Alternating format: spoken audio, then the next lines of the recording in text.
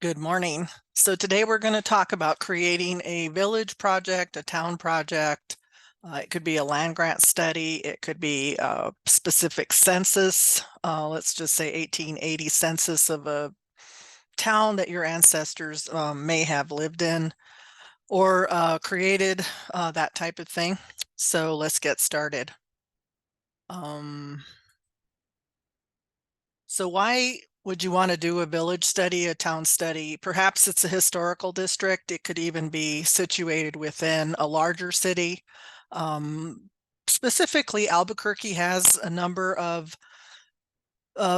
areas within the greater Albuquerque metro area, so you could do that. Maybe you're working with the land grant and you have land grant bylaws and a group and you want to go back to the heirs, or you have a peculiar or interesting town name, or it's a ghost town. That could be another reason. Or you're looking for surnames or founders. So, for instance, Albuquerque had a bunch of founders, and the New Mexico Genealogical Society put together a book called Aquí se comienza that highlighted the people that founded Albuquerque. And one of the books that we use here in New Mexico for doing place names is obviously Robert Julian's Place Names of New Mexico book. And I highly, regard this book. And I would just suggest that you take a look at it because there's a lot of places in New Mexico that have the same name. And you want to make sure that you're doing research in the correct locality. Otherwise, you may not be finding what you're looking for. So where do you begin? We've already talked a little bit. Maybe it's a specific census, a list of land grantees, maybe when the town was established. Look at things like what's already been done before. Has someone already started this and maybe didn't finish it, or they had something else in mind and it could have been a village study, but it ended up being something else. And then what will you do with the information? Are you going to share it? Is it going to be published? Are you going to just do it because you're curious? And so think about what you're going to do with this, because even a list of 10 people, if you're going to do 6 generations for each person or whatever, can really create quite a large name of people. And again, they intermarry. And so you have to ask yourself, what are you going to do with it? So for instance, in this lecture, we're going to talk about the Torreon land grant. It's on ancestry.com, and it's also in the Spanish Archives of New Mexico Series 1 in the land grant section. Under Ancestry, it's the serial number under land grants 10310. It begins with image number 5 with the list of settlers, which I have here on the left, also known as Exhibit A, which is why you see the A's down at the bottom. And the list isn't that legible, but it's only 24 names, and so it's not like you can't just sit down and write them out. In that same serial number, image 26 is the scope, image 27 is Nadio Montoya signing for everybody. And then image 109 under a different serial number has the confirmation in December of 1876 when they went through and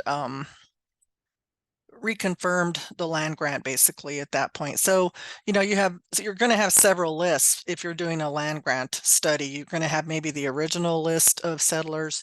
You may have an adjudicated list, and then you may have even another list that goes to the courts well into the 1900s. And so, pick your poison in terms of what list you're going to use and stick to that list. Don't start going, well, let's start with this list and then no, we're going to use this list because you want to let some people in and maybe not others or whatever. But, think about what you're doing. And for those of you that collect signatures on this document, Nadio Antonio Montoya signs down there with his rubric. So it's really a nice handwriting if that's something that you might be into. So here is Torreon with the process where they went through and they started establishing the boundaries. Number 22, Town of El Torreon Grant, and then 23 is Manzano. And so these are all the mountain properties up in the same area. and it's signed. It's a legal document. Probably could find this in the Valencia County Courthouse. For one, maybe with the land grants themselves. Library of Congress might have a copy. I mean, so you can find some of these in many places, but if you're collecting historical records for your town, this may be one of those that you would want to collect. So when you start doing a village study, you have to kind of think about practicing methodologies of what kind of information will you allow for people to be included in that study. So vital records are always something that genealogists prefer: a birth, a marriage, or a death record that names the parents. You could also, if you can't find some of those, make some suggestion that families move together through migration. You can look at some censuses. We do not start putting relationships in the census until much later. So the 1850, 1860 census, it's just a list of people that are living in that household. So you can assume that there might be children, but you're not really sure. The other thing you could collect data on would be occupations, which the census would give you, or military records, soldiers, testimonies, that type of thing, which I find all very interesting. Other records that you could find maybe in a courthouse could be complaints, buy and selling of the land, military records. You could find muster rolls, that type of thing. So think again about the bigger picture, what you're going to collect, how you're going to collect it, what can give you the birth, marriage, death of that person that could be part of this study. The other part to look at is county research. Genealogy is cataloged by county, by state, by country, or by the country, by the state, by the county. Look at it that way. And so even in our most valuable library here in Albuquerque, the best place to do research, they house things at the state level and then at the county level. They have country level too, but for New Mexico, we're going to just deal with the county. And so they shelve things by county. So for Torrance, Torrance County is for Torreones. You can go look at those records. Other things you might look at are oral histories. The WPA has a collection that you might be able to get your hands on. And then with New Mexico, there are a lot of what we call new counties. They're not the original 5 or 7, whatever they had. So where was your county born from? Torrance is born out of Valencia County. So you would want to make sure that you're looking in Valencia County also in terms of historical data and going backwards. But do take a look at vertical files for your research, what films are available for your research, what church records are available, and again, just the county itself, what might have already been done. So you will find also in your study family groups. So you will have many relatives. You will find that they intermarried. So for instance, in the Torreon land grant, you may find that you go back to 2 or 3 or 4 of the founders that signed that document. You will find people you probably don't want to be related to, but you are anyway. And then you may come to the point where you can't connect everyone. There's just some impediments. I can tell you that Catholic records are the easiest to work with, but if your family became, converted over to another religion, let's say, those records sometimes aren't as easy to use or as clear, or not the ability to get your hands on them. So again, think about what that means and how many people this ends up turning into when you get started. So when do you draw the line? Basically, yeah, bylaws in place if you're a land grant. Understanding what those bylaws say and using them, and then also having some what I call like work product or working rules that are just, this is how we collect this data, this is how we file this data. Those don't have to be in your bylaws, but it certainly is a working document that you can use to work with. Maybe your tracking system isn't working. You have to start all over. Hopefully that's not the case very often. And then, how do you add people as you go along? I mean, this is something that you could take on today. And 100 years from now, whatever you put in place, you want it to be really solid so that people feel confident using that system. And as you move forward, um, they don't have to do all the repetitive work that you've already done. They can just connect back maybe to somebody in 1940.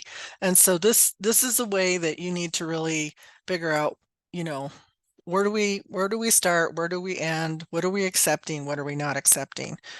I'm tired of doing this. I'm not going to do it anymore. So this is just one of those things that you have to be really honest with yourself when you get started on a project.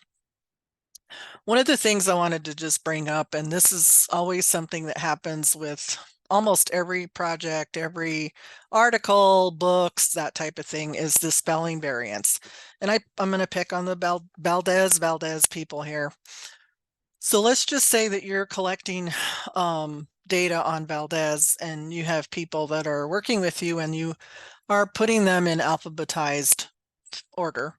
So you want to pick one. Don't use all the variant spellings, because what'll happen is if you file under Valdez with a B and somebody comes along later with the V Valdez, they may not realize that there's already paperwork done because it's filed under B, not V. And so my only thing is the paperwork itself can have the variant spellings, but when you file it with the number and name or however you're going to do that, stick to one spelling and file it that way. The other name we have about 25 spellings for is Chavez. And so you want to make sure that you're not having to look, oh, well, we put it over here, or it might be over there, or I know I had this, but I can't remember how we filed it. So be consistent with the surname of how you're going to use the filing system. For the most part, nobody cares. They just want to have their paperwork done. And so, just make that one of the rules that when we file them, this is how we're going to do it, regardless of how that person spells their name. And so if you're just very clear up front, I think people will be very understanding. So where do you start in New Mexico? There's a lot of places to start. Again, we're going to use Torreon here. Published materials. We all love Origins of New Mexico Families. I would tell you, though, that book really only goes to about 1840, 1850. But it's a great place to look at surnames. It's a great place to look at how the name should maybe be spelled. Montoya, can have various spellings, Chavez, that type of thing. Maybe you want to grab all the census data starting with 1850 all the way to 1950 and have that situated someplace. In this case of Torreon, I would use the New Mexico Genealogical Society book for Tomé, because a lot of those people from Tomé are the ones that went to Torreon. There's some Belen people too, but the majority of them are from Tomé. So this book could make your life a lot easier if you were actually doing the genealogy for those families. So let's talk a little bit about migration. Where did they come from? Well, from Torreon, most of those people from Torreon, if they left, they went to the city. They left the state. They might have gone to Santa Fe County. Who knows? But most of them, like I was just saying, come from Valencia County, Tomé area, Belen. So you have to kind of think about going back to those areas. So going and using those records, because the whole family may not have migrated together. And so if you have godparents that are from Tomé, maybe the babies were baptized in Tomé instead of in Torreon or in Manzano, wherever the priest might have been located. There are Manzano records in Manzano that have people from Torreon. So think about a spoke of a wheel and all the little towns around you and where some of those records could be located. And again, if they left, where did they go? Especially after World War I, a lot of men that came back went to school, they moved out of state, they went to California. Doesn't mean that they are not still, let's say, land grant heirs, but they're just not living here anymore. And so think about the migration into the area and then where some of the migration out of the area may have been. And I would just say that some people probably ended up in Albuquerque if they left the area. So just think about how they got there, and then if they left, they're still qualify or still could be part of that original group of people. More on migration is like birds that migrate back and forth into New Mexico. People do go back to where they came from. Their mother still lives in the little town. Family members still live in that town. Maybe they really like that church and that priest and they want to use that. Some people don't stick around. They just keep moving or looking for something, or they've had better opportunities, or they married somebody that had land in a different locality. Some people do sell their land, which there's nothing wrong with that. Some people buy into the land grant. There's nothing wrong with that either. So, take a look again at what you're trying to do and how you're going to do it. For instance, in Atrisco, when it was adjudicated in the early 1900s, they did not use the 1712 list. I think it's 1712 of people that lived in Atrisco. They used this adjudicated list from the court system. San Miguel del Bado uses the original list. So think about what that means for people in terms of your list, the migration, where they left, did they come back, did they leave and come back, that kind of thing. And again, it just kind of helps to track people. So systems in place. Genealogy, we have family group sheets. You can give each person a number, starting with, I use the four-digit nomenclature. And as time goes on, people can connect to the number. So if you have number 20 and he's an heir or she's an heir, people can, at some point just say, I connect to the number 20 person, or this lineage of, I connect to number 412, or however many people you have. But you will have linked families. And in some cases, you don't want to have to be doing the genealogy over and over and over and over again. You can just say, well, they tie into this family this way. And so it could save you some time. And I think having 0001, let's say Montoya, or Chavez, or whatever the name is, Aragon, would be kind of a way to use it and see how it works, and then begin modifying it fairly quickly on if it's not working. But this way you have a way of alpha and a numeric to find people. So I went through and I just put a Word doc together real quickly. I know this says SG33. I messed up there at the top, but this is a signed document of February 1841, and it's 1 through 24. And the first one's Mauricio Sanchez, born about 1822. I just put in there, son of Gregorio Sanchez and Rita Baca. In the next column over, if there's an X, they're in the 1850 census. And then if they're in the 1860, I typed in 1860, the person they were married to, and the source where I got that marriage record from. And this is Manzano record and the page number. This is just an example of how you can start putting some of this stuff together. They are highlighted. The blues are all related. The greens are all related. The yellows are all related. So, think about, again, how many people here are not highlighted. There's only like 5. And so you need to, realize real quick that most everybody's going to go back to 1 or 2 or 3 of these people. One of the ones that signed the document in 1876 was a guy named Ross Garcia. And Ross is born in Berlin, but his father died in 1842, right after the land grant had been signed. And so his mom, probably she had some small kids, she needed to go back and get some help, maybe move back to Berlin, but they held on to the land as a land grantee. Anyway, Ross says he's an heir. He is an heir. He's signed. His grandpa was the heir, the original heir. His dad, Ignacio, may have been part of it at one point, maybe not. But there's another brother, Pablo. So Ross's uncle, Pablo Garcia. And so there's a lot of ways that people can go back to this Rafael Garcia who married Dolores Ortiz.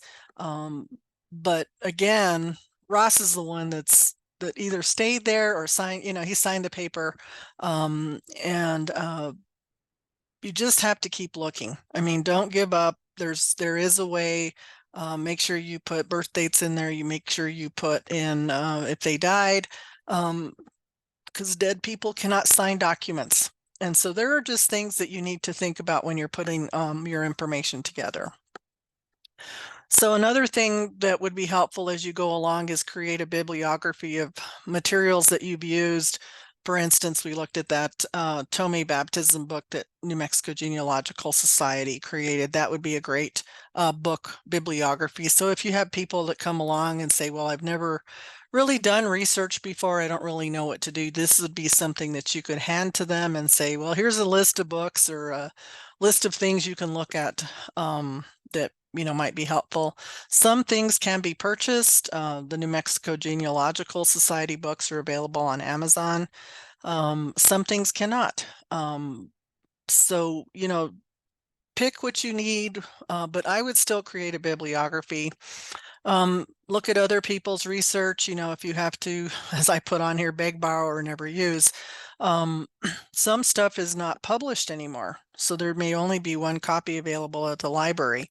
If you have to borrow stuff, that would be fine. And then you may find that some people's research is just not worth the effort. You keep finding mistakes in it. And so you want to just tell yourself, don't use that. It's just, I have to keep doing the work over and over and over again because I keep finding errors. So think about what your bibliography may look like, how you can share that bibliography with other people. Other questions that can come up is people that don't connect get really frustrated. I would just suggest that they work on both sides of their family, their mom and their dad, especially if they've been in that area for quite a while. Most people tend to just, oh, I'm a Montoya, I'm just going to do the Montoya line, and then maybe find out that that's not the one you really needed. You needed a Sanchez line, let's say. Some people are just starting their genealogy. They don't really have anything to work with. And I will tell you that a pedigree chart, we love these beautiful charts, is not genealogy. It is the end result of you doing your genealogy. So once you find the birth, marriage, death, then you can start putting that information on a pedigree chart. So charts are great, but unless you can footnote them or show how that connection is, that's really not how we do connecting the one family to the next. So just keep that in mind. And then do you want to answer questions? Who's going to answer the questions? How are you going to answer them? Are they going to be on email, in person, at a meeting? That type of thing. So just think about that. Publications, maybe put together a website or a blog that has the data, articles that can be written or have been written, publications, maybe an email list of things that can go out to people, the heirs, a family reunion, whatever is happening with that town or village. Other types of publications, there could be personal books that other people have written, or maybe you don't want to even do a publication. You just want to throw everything in a file cabinet. But how do you even preserve that? I mean, do you scan it and save it electronically? So there are things to think about. Pitfalls, well, it never ends. Genealogy is fluid. People keep having kids, that type of thing. You will not connect everybody if that is your goal. I would just caution you there. Some people will not be happy because that's not who they want to go back to, or they wanted to go back to this other person, or they can't go back at all, that type of thing. Maybe your system isn't working so well. Paper systems can get rough. So, you start accumulating a lot of paper, and that would just be my caution there, is if you can fit a lot of material on as little paper as possible. You will get burned out at some point, so maybe you need to take a break. And then, building impasses in the process. especially if you're a land grant and you have new board members, they have to know how the system works. They may not like the system and want the system to start all over again. I mean, I really think that's not a great idea. So, these impasses that can happen in terms of people thinking, they can do a better job. My system's the better system. I mean, you need to listen to everybody. Otherwise, you're going to just keep recreating the wheel over and over again. Have some fun. Share photos. Some of my best photos that I have from a little town called Trementina that's part of my mom's family. Um, Great photographs, and they're fun to share and have and participate in. There's some current day photos. I know we all like these old black and whites, but think about 100 years from now that people are going to want to see some of these photographs of today's people, of 2024. So think about taking photos. I would even take photos of your current day home, who lives there, when you moved in, when it was built, if you know any of that. Again, 100 years from now, people may want to try to reconstruct the village or do something that, historical people out there do genealogies of real estate, kind of like title research. So, have some fun. Do a modern day map if you can, maybe. That would be kind of interesting. Create a timeline of events using newspapers. Things like, when was the church built? When was this new road put in? When was this cemetery built? Do we have 2 cemeteries, or 3 even? That type of thing. So think about how you can collect information from current day data that could be stored and shared with this group of people. The other thing is, my mom's family, again, the Trementina folks, they do a brick for military people. They have a way to hang a flag. It's just some of these things that they do when they get together. And so again, this is just my own little short list. I'm sure people can come up with more ideas. Lectures, things that are recorded. You could do some oral histories, but have fun. Find a way to preserve that for the people 100 years from now that might be interested in this project, and they will be very grateful for all the work that you put into it. So your village study, I was in Cartagena, Spain, recently, and this is a beautiful piece of tile work of a timeline that they have up on a side of the building by the port. And it just kind of shows this 227 after Christ to, it's even further down, but it goes into the 1900s of that type of. They're proud of their city and how it was founded and things that happened and that type of thing. And so I would just suggest, maybe even if you have a community center, this could be a fun way to have a project like this that could be added on to over time. I think it's just kind of an idea. In their case, they have a crest at the top and some fleur-de-lis flowers and kind of stuff, but you could do something similar that people can take a look at and kind of go, wow, this is really neat, and these people here really love their community, that type of thing. Anyway, with this short how to, maybe you'll get some ideas you can add on to this. And I just really recommend that you think about what you're doing, have fun, and good luck with your project.